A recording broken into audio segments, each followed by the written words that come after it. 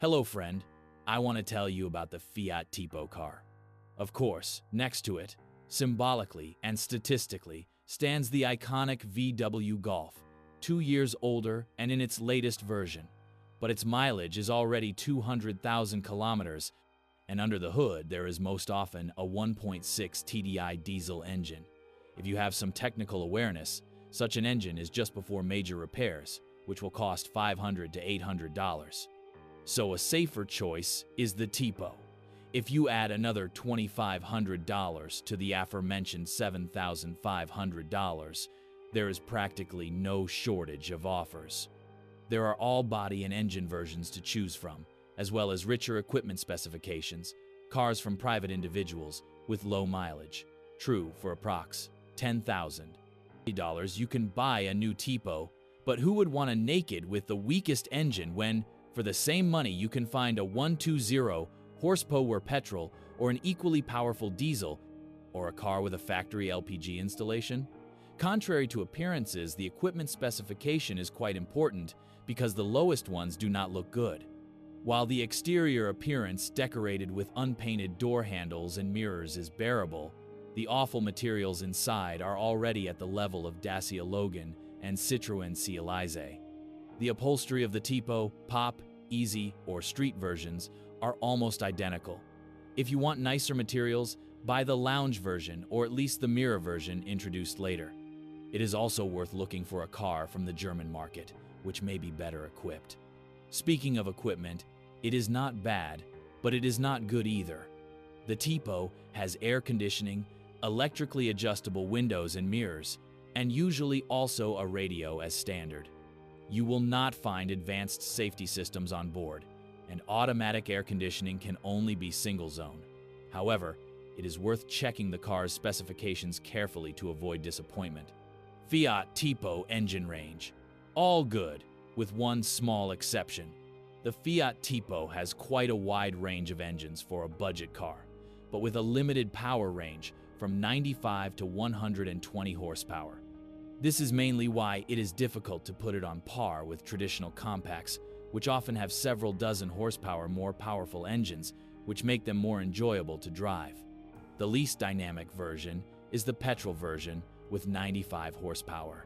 This engine is not able to muster decent performance even when revved high, but for normal everyday driving, you don't need anything more. Fuel consumption will not exceed 8 tar, 100 kilometers in the city, and you can even go below 5L 100 kilometers on the highway. The advantage is certainly the 6-speed manual, which allows you to travel in relative silence on expressways. The slightly livelier 1.3 multi-jet diesel with a capacity of 1.2 liters does not have 6 gears. Unfortunately, the small diesel engine has more disadvantages.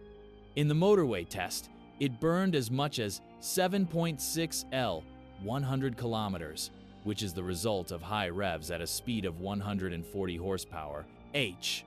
3,500 revolutions per minute.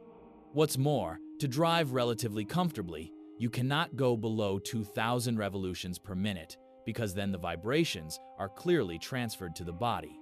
This may be partly the result of the lack of a dual-mass flywheel. On the other hand, it is an advantage, especially in urban use, for which this small diesel is best suited. In such conditions, about 5L 100 kilometers is enough for it. The underrated 1.6 e-torque is a sluggish and fuel-hungry engine. Despite its higher power, it is just as sluggish as the smaller 1.4, mainly due to the automatic gearbox with a classic converter. In addition, in city driving it will consume up to 10L 100 kilometers. It is this small exception in the range, and in my opinion, it is worth buying only if you really want an automatic. The best engine in the range is the dynamic 1.4 T-Jet. Like all the others, it is suitable for LPG installation. It is worth it, because the engine is not particularly economical. It has a 6-speed gearbox, but with quite short gear ratios. So, like a small diesel, on the motorway the tachometer indicates 3,500 revolutions per minute, which is reflected in the fuel consumption of 8L 100 kilometers.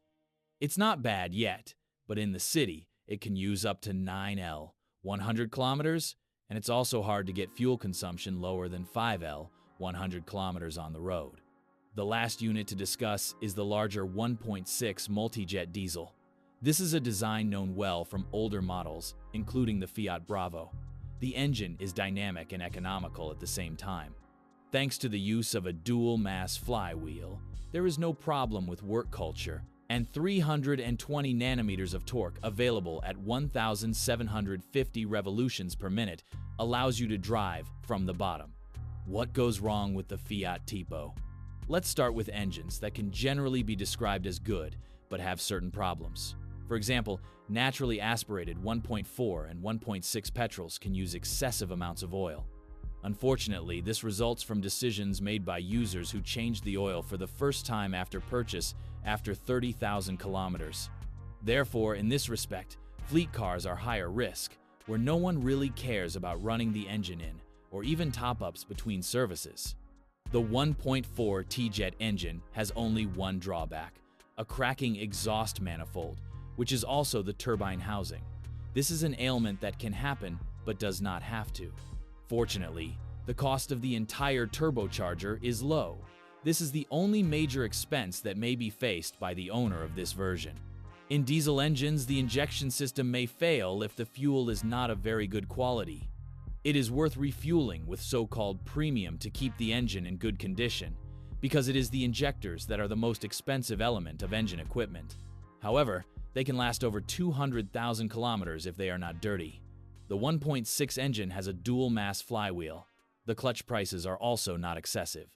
It wears out quite quickly in the 1.3 multi-jet unit. A risky choice is an automatic with a diesel, because it is a double-clutch transmission. It is hard to form an opinion about it yet, because it is very rarely chosen, but repairs will certainly not be cheap. It is worth mentioning that only the 1.3 multi-jet engine has a timing chain, and it is not completely maintenance-free. After 100,000 kilometers, it is worth having it checked from time to time, because it can stretch or even jump on the gears.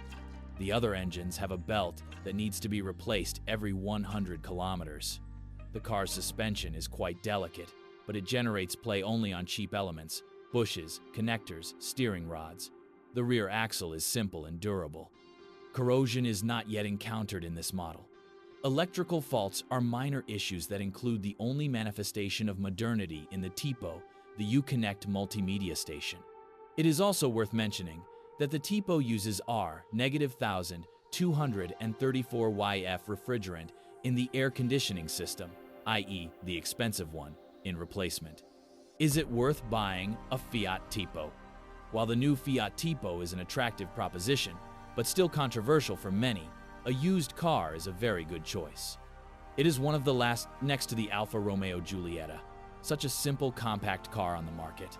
In my opinion, better than the Citroën C LSE. In 5 to 6 years, such cars may simply no longer be in showrooms, and then we will appreciate the 10-year-old Tipo even more. Thanks for listening to me. Don't forget to subscribe to the channel and rate my video. If you know of any problems with this car that I haven't mentioned, be sure to write about them in the comments.